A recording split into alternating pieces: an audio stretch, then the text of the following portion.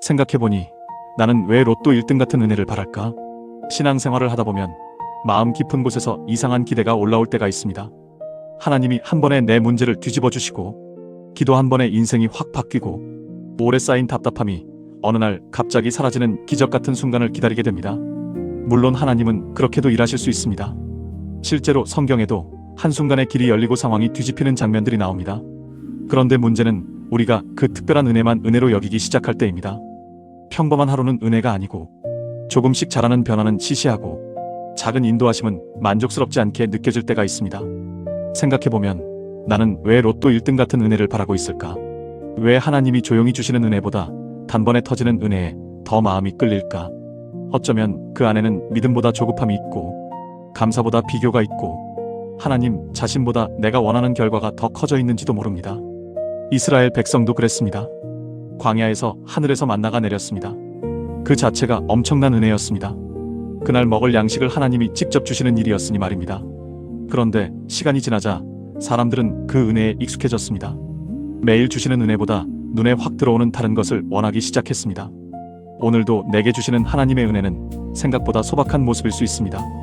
숨 쉬는 하루, 무너지지 않게 버티게 하시는 힘, 말씀 한 구절이 마음에 남는 것, 이상하게 포기하지 않게 되는 마음, 사람 하나를 통해 위로를 받는 순간, 죄를 짓고도 무뎌지지 않고 다시 회개하게 되는 마음, 이런 것들이 사실은 로또보다 더 깊은 은혜일 수 있습니다. 왜냐하면 하나님은 단지 내 형편을 바꾸시는 분이 아니라 내 사람됨을 바꾸시는 분이기 때문입니다. 로또 1등 같은 은혜를 바라는 마음의 첫 번째 문제는 은혜를 소비처럼 생각하게 만든다는 점입니다. 하나님을 사랑하기보다 하나님이 내게 줄 수 있는 결과를 더 기대하게 되면 신앙은 쉽게 거래처럼 바뀝니다. 기도도 하나님과 가까워지는 시간이 아니라 원하는 것을 얻기 위한 수단이 되기 쉽습니다.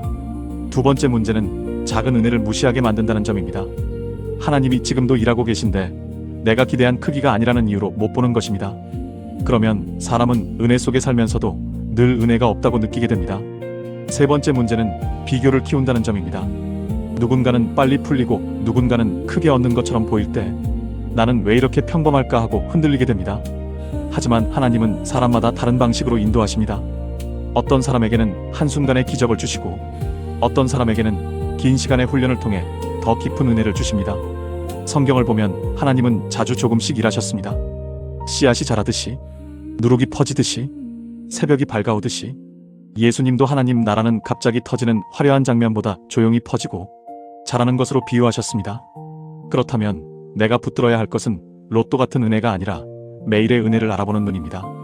오늘도 말씀 앞에 서게 하신 은혜, 넘어졌지만 아주 끝나지 않게 하신 은혜, 불안한데도 기도하게 하신 은혜, 내 고집을 조금씩 꺾고 계신 은혜, 하나님은 이미 그렇게 일하고 계십니다. 우리가 여기서 꼭 붙들어야 할 점도 분명합니다. 은혜는 크기보다 방향이 중요합니다.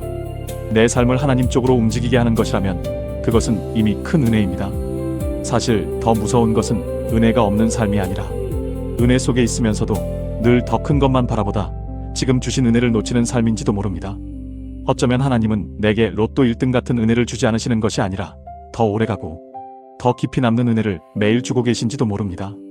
그리고 그 은혜를 알아보기 시작하는 순간부터 내 신앙은 결과를 쫓는 신앙에서 하나님을 바라보는 신앙으로 조금씩 바뀌기 시작합니다.